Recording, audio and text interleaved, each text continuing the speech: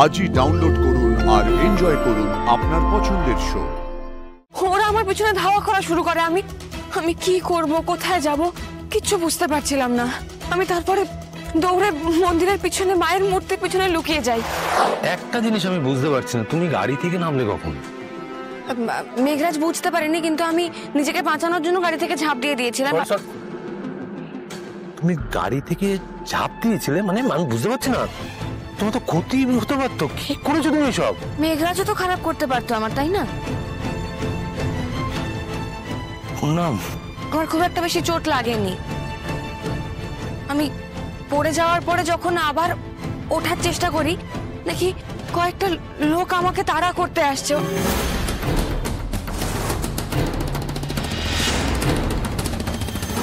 আমি বেশি দূর পালাতে পারিনি, ওরা আমায় ধরে ফেলেছিল।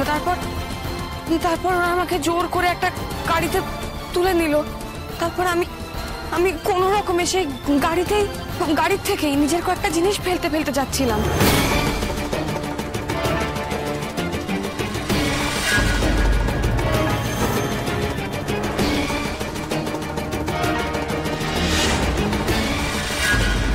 আমি জানতাম আপনি আসবেন, আমাকে নিতে ঠিক আসবেন।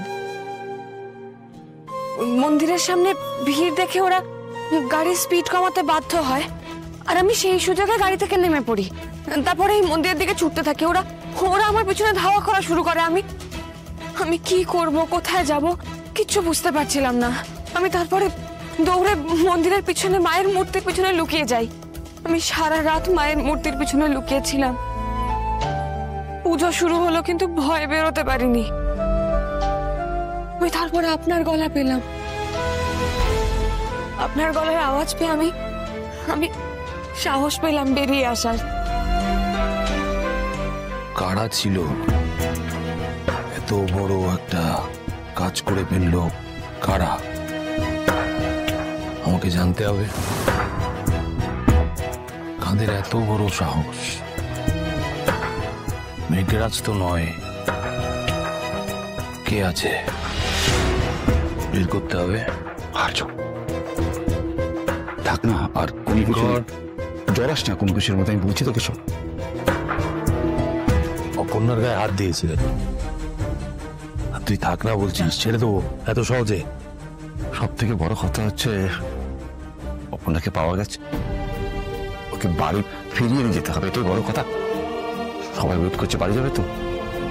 চল। মা বাবা ঠিক নেই না?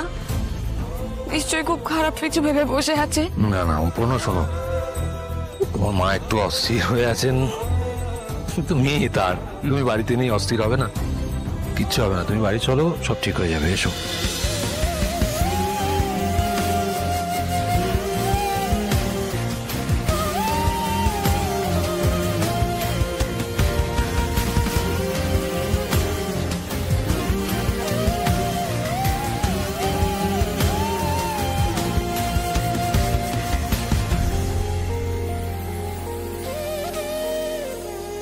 হাতে হাত রাখা থাক বাসা পাক আঙুলে আঙুল, চোখে চোখ রাখা থাক মিশে যাক জড়ুলে জড়ুল।